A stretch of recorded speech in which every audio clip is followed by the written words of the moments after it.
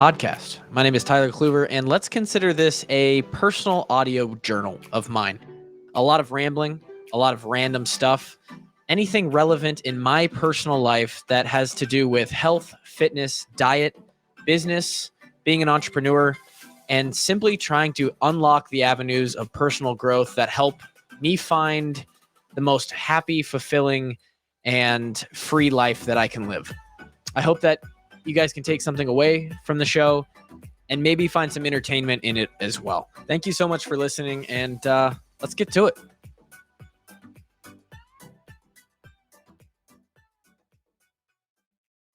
All right, here we go again.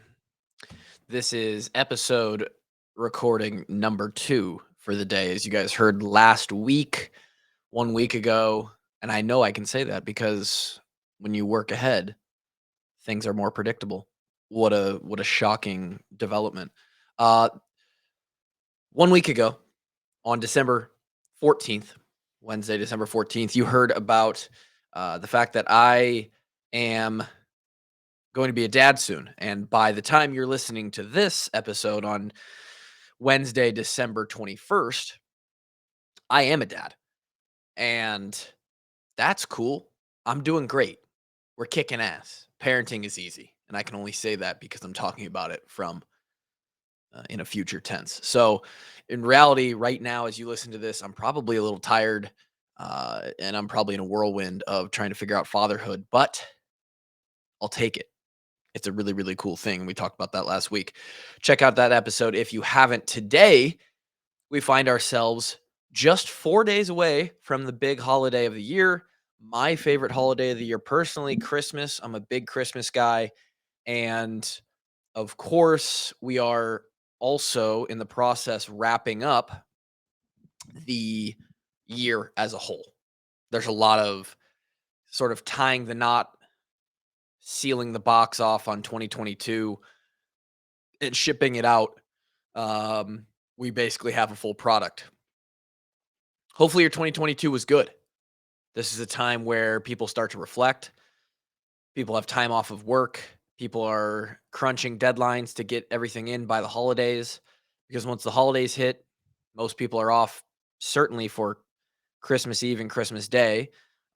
This year, unfortunately, I think those both fall on the weekend, right? So for the people who, um, so for the people, the people who actually have to work at a building, that's not a slight by any means, but um, for the people who have jobs where they punch a clock or they have to work at a place normal hours, 9 to 5 during the week, I believe.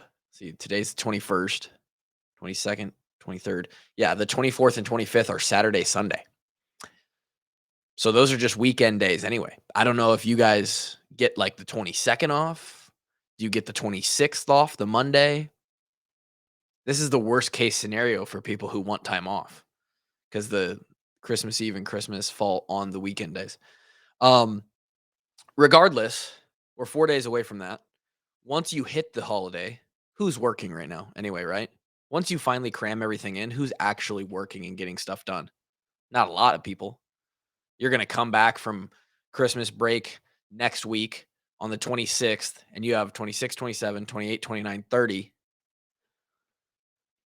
And then, wow. And then the 31st is Christmas Eve and New Year's Day. This is the worst year for people because you don't get those days off either. It's just, again, the weekend. Sorry about that. But that week is going to be super unproductive next week. There's probably office parties going on. It's sort of like that first day in a new college class, right? The very first day is syllabus day, or sometimes they call it syllabus week. First day of the class, you come in, you sit down, teacher gives you a complete rundown of, hey, this is how this semester is going to go. Here's what you can expect. Here's the syllabus we're going to run over. Here's how you get all your, that's the same thing that's going on in all the businesses right now, except for it's sort of on the back end. You're kind of cleaning things up, putting a bow on it, if you will, for this holiday season. So this year's pretty much over. And there's probably a feeling of a slide that started to happen relative to health and fitness, right? Maybe how you've been consuming food, maybe how you've been active with your exercise and your movement over the past month or so. Because about a month ago, almost, was Thanksgiving. And we start this sort of 1 month, 45 day period at the end of the year where we as a society, it gets colder in some places, right? Unless you're in like LA or on the coast somewhere, but it gets colder. Sun goes down a little bit earlier. Yawn. A lot a bit earlier if you're in Iowa. Freaking 4:45 and it's pitch dark here. Um, Pitch black. And activity starts to go down a little bit. We're hanging out inside. We're in comfy clothes. We're hanging on the couch. It's harder. Even I feel it too. I feel the exact same thing. And me, partially because I'm injured and can't work out like I'd like to right now. But even I feel a decreased motivation, right? That sunlight that I've talked about in past episodes, that vitamin D, the endorphins that you feel when sunlight hits you, the circadian rhythm effects, all of that starts to go down a little bit. Seasonal depression, motivation tanks. It's hard to work out. It's hard to stay motivated around this time of year, especially when you're traveling. You're going places, maybe out of state to see family for multiple days, multiple weekends to celebrate the holidays. You're cramming everything in shopping wise because you're trying to get gifts for all the people in your life. We're busy people. We are a busy species. We do it to ourselves, and the health and fitness takes a little bit of a hit, right? So that's where we're at right now. The best part is, and I tell this to my clients all the time, and we're going to talk about three things that I love to refocus my clients on during this time of year is at any point in your life, any second of any day, you have the ability to refocus your mind actively, consciously, regather yourself, and re engage on a certain practice or routine or habit or goal that you have and directly set yourself into a positive direction, taking positive steps towards that. No matter if the last day or the last 2 weeks, the last 4 weeks, the last 6 months were negative steps in the wrong direction, you can immediately change course. You have the decision making power and the ability to make those decisions at any time to go wherever you want to go. It's a powerful thing. And so, let's do that. Let's work towards a healthier end of the year. I know many of you, and we're going to talk about it here, many of you are going to, as the new year rolls around and that January 1st on Sunday, right? Okay, it's a new year, especially when it hits on a Sunday or a Monday. Okay, it's a new year, new me. Right? This is the year I'm going to get in my fitness routine. This is the year I'm going to start eating healthier. I'm going to go on a diet. I'm going to cut out sugar. I'm going to start doing push-ups and pull-ups every day, whatever it may be, right? The stats say that 1 in 5 people, 1 in 5, that's a lot when you consider the entirety of humanity. 1 in 5 people will, at least in their head, have thoughts or tell themselves that they are going to make a fitness or nutrition related resolution. 1 in 5 people, 20% of people will make a fitness or nutrition related resolution to be better in the new year. And 80% of that 1 in 5. So if we're working out of 1,000, right? 200 of those 1,000 people will make a resolution based on health and fitness and nutrition. 80% of that 200, 160 people out of that 200 people will fail and already be off course by February on that resolution. Those are the facts. Don't be that person. And I'm sure that you've been that person before. I've been that person before on certain resolutions that I did not prioritize, right? Um, Specifically, I know that for the past couple of years, my goal has been to read a book, one book every month. So I guess when you're talking February, you better have read at least one book through January or else you failed. I've done that, but by the time, let's see, February, March, April, by the time April has rolled around the last 2 or 3 years, I'm starting to already fall behind. And by the end of the year, I think the last 3 years, I maybe have read 6 or 7 books in the year, right? And that's maybe not important to you. Uh, I'm not even saying that reading is important for anybody. I think in today's age, you can listen to podcasts or watch YouTube videos to get the same information. But I decided that it was a resolution, something that I cared about, something I saw as important, and I didn't follow through on it. So why don't we do that? We have to prioritize what we care about and what's important to us. Clearly, reading was not important enough to me. And maybe that's okay with reading, but it's not okay with our health. Over this last 40, 45 days of the year, another stat to throw at you. The average person will gain between 3 and 5 pounds. And that's a bit of an aggregate, more so what I know from coaching and dealing with people, but also some aggregate information of multiple articles. I see a lot of people, you can find articles that say, oh, the average person gains 7 to 12 pounds. There's other articles that are saying, well, the average person actually only gains about a pound or two. I think it's somewhere in the middle. I think somewhere around 3 to 5 pounds in those last 45 days. That's a lot. It may not sound like a lot, but that is a lot. That is like sticking 8 sticks of butter to your body in a month. And now that's just what you're walking around with. Or 12 sticks of butter, right?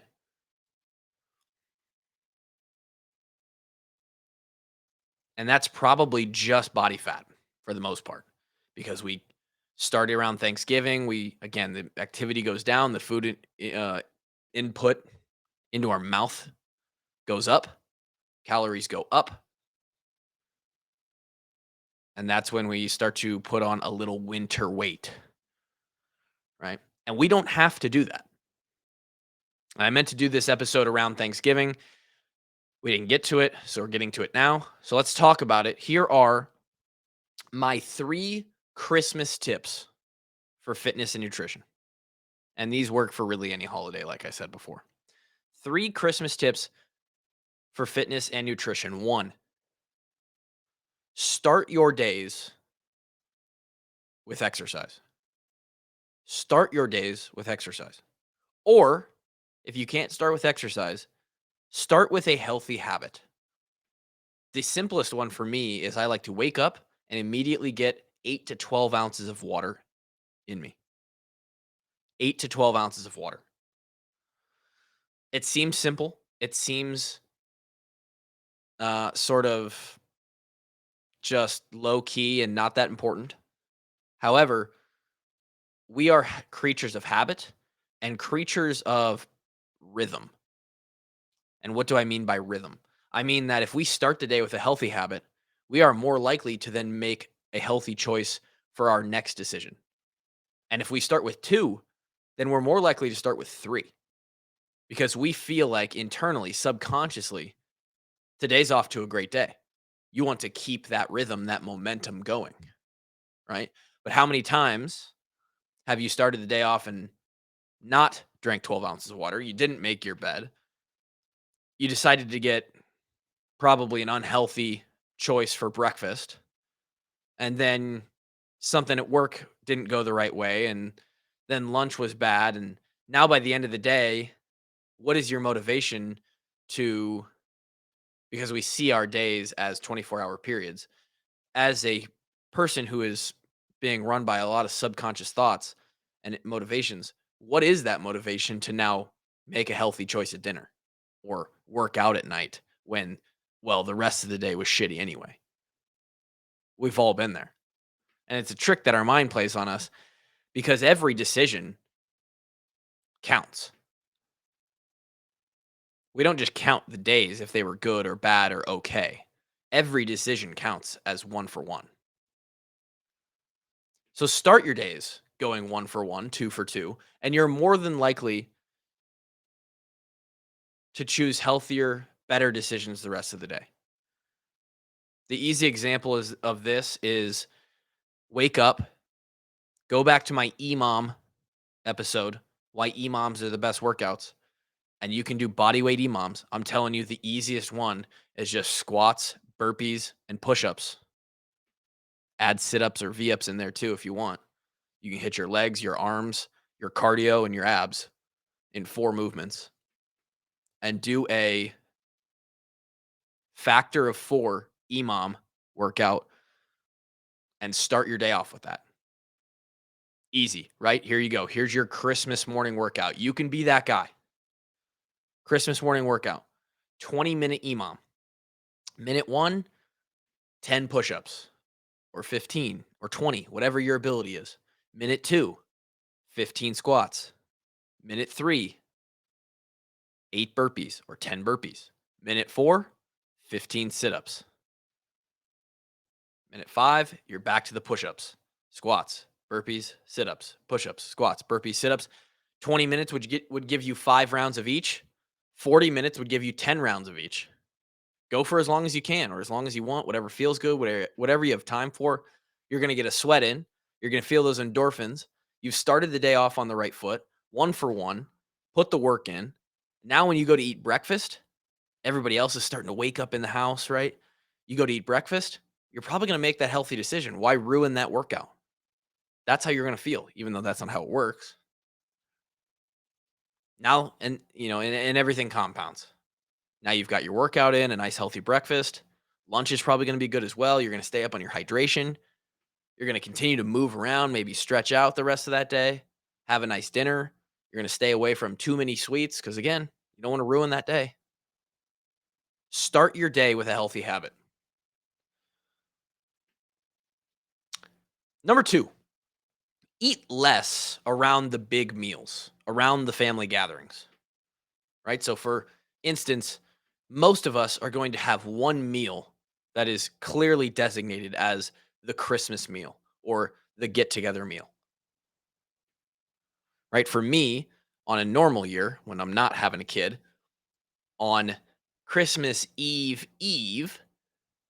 we would go, so the 23rd every year, we would go back to Marshalltown, where I'm from, and we would have our Christmas meal, our Christmas dinner on the 23rd that night. So for me, I know that the day of the 23rd, I'm going to pull back a little bit. Breakfast is going to be a little bit leaner, both in volume and actual macronutrient density, right? So is lunch. I'm going to have less overall calories in the meals leading up to the big meal. And those calories I do have are going to be protein focused. So for me, when breakfast normally looks like a 4 eggs and a peanut butter and jelly sandwich, I would probably have 4 eggs and a serving of cottage cheese, or 4 eggs and half of a peanut butter and jelly sandwich, right? I'm going to cut the carbs and fats down in that sandwich by just eating half. Lunch could be, my average lunch, right? A bowl of turkey, ground turkey and rice. And I might back off on the rice by 30 or 50%, right? To cut down on another 2 or 400 calories. Now I've eaten somewhere between, oh, call it 30% less than I normally have. I've saved a little bit of calories. Most of it's been protein to help with the workout that I did that morning. And now when I go to eat that dinner, which inevitably I know there will be some cookies or some treats afterwards, maybe a nice glass of eggnog. I love me some eggnog. Now I know that I've saved a few calories and that's balanced out. That's helped to level the total daily caloric intake out by just a little bit. Eat less around your big meals, right? In some instances, if it falls on the right day and I know that I'm going to have a huge meal, I'll skip breakfast. Skip breakfast entirely, right? And then eat that leaner style lunch and then eat the dinner. There have been days where I've skipped both breakfast and lunch. And now, being a disciplined person, I know, okay, I'm going to be pretty damn hungry by the time we get to dinner, but I'm going to eat dinner like normal. I'm not going to be a pig.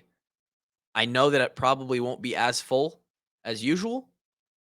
I'll have a few more calories. And now, because I haven't eaten lunch or breakfast that day, I probably have a few calories left to spare. Now I can throw in a dessert or a couple desserts, couple cookies. And if you look at the total tally for the day, I'm still under my daily caloric intake. And I didn't overextend at all, right? And then if you have to, if you go over, maybe the next day after the big meal, you do the same thing. Another lean breakfast, another lean lunch, get back to normal around dinner the next day. And again, working out, this isn't one of the tips, but working out through the holidays, especially when you have extra time, you have time off work, there's less to worry about. Just do a little 20, 30-minute body weight workout. You will feel so, so good. And then number 3, and this is sort of overarching, eating less around the meals is sort of this in a nutshell. Um, it's have a plan. And when I say have a plan, it speaks more to the actual big meal that you're going to eat or how you deal with the sweets. And this is getting nuanced. This is getting into the details, but specifically around Thanksgiving, um, more so, but Christmas too. Thanksgiving, the big meals where there's a bunch of rolls and an unlimited pot of mashed potatoes, an unlimited dish of mac and cheese, unlimited amounts of turkey and ham. You basically know what you're going to be in for, right? You know which dishes, which family members are bringing which dishes, which desserts are going to be there. These holiday meals, nobody makes too little. There's always going to be too much. There's always going to be something that someone's trying to send you home with. So you're not going to run out. So the issue is, when do you cut yourself off? And in this sense, this is where I implement the have a plan strategy. My easiest example of this is Texas Roadhouse, and it's the most relatable for most people. Texas Roadhouse has the most delectable rolls for free before your food comes with that creamy cinnamon butter. I could eat 12 of them every time I eat at the Roadhouse. However, I implement a plan, a meal plan.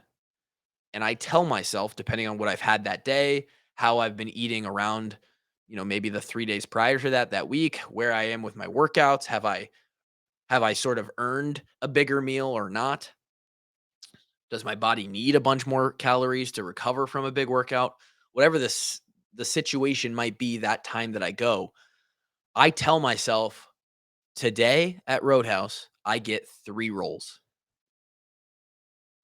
The most I'd ever tell myself, if it was a huge workout day and I hadn't eaten much, I'd say, I'm giving myself 5 rolls tonight. That's it. In a similar fashion, you can do that with any food, any dessert. I'm only going to eat one of these. I'm only going to eat a handful of these. I'm only going to give myself this portion of this food. When you determine that ahead of time, you predetermine it, you set an accountability limit for yourself. You are now more than likely to follow and come through on that than if you didn't set a plan, you didn't set a limit for yourself, and you just sort of let your stomach and brain figure it out on the go. Because now when you set a limit, you tell yourself, I'm only going to eat 3 rolls, and you eat that third roll, you know it's your last one. Of course, you still have the ability to grab the fourth one, but you're now going to feel guilty. You're going to feel bad and like you failed yourself because of that plan. And we are much more likely to follow a plan if we set one in the first place. So try that out with the food that you eat in the big meal. Those are my 3 tips. A final one, and this is sort of a bonus tip, is it's important to know that the holidays, that one meal, maybe that one day when that meal falls on, that is a natural overextension period. And if you are following the other 360 days of the year that aren't big holiday meals, if you are following a plan, you are disciplined, you are doing what you're supposed to, eating the correct calories, getting your protein intake, being healthy, working out, it is okay to overeat, overextend on the holidays, enjoy the company, enjoy the good food, the sweets, the treats. 5 days of what I call overextension is not going to ruin your entire life or your year. You might feel a little different after that meal, but more than likely, how you look, your physique, your appearance, how much weight you hold, your muscles, all of that is not going to be affected by the 5 days a year if you're living the other 360 days the way that you should. So enjoy the holidays, enjoy the good food, use those tips to navigate it if you have to, but otherwise, have a happy holidays. I'm probably cleaning a shitty diaper up right now. That's my present this year. Congrats to me. I hope you guys enjoy the end of the year. Hopefully, it's a time to refocus, maybe set some of those goals for the new year. If you're looking for a challenge, something to hammer you down, lock you into a routine, drop some bad habits, pick up some good habits, I'm running a challenge. The Just Win Today challenge starts January 22nd. It is for anybody who wants to establish good health and fitness routine. It could be a weight loss challenge or it could be a muscle gain challenge. And the way that that sort of alters itself is the custom calories that I actually give you when you sign up. If you're interested, DM me or go to my website, tylerkluver.com, and you can find the Just Win Today challenge. Glad you guys listened to this episode of the Snap Podcast. Those are your 3 tips plus a bonus tip for the holiday season and Christmas. Merry Christmas and a Happy New Year. You'll hear one more podcast before the new year, but you get it. All right. Bye now.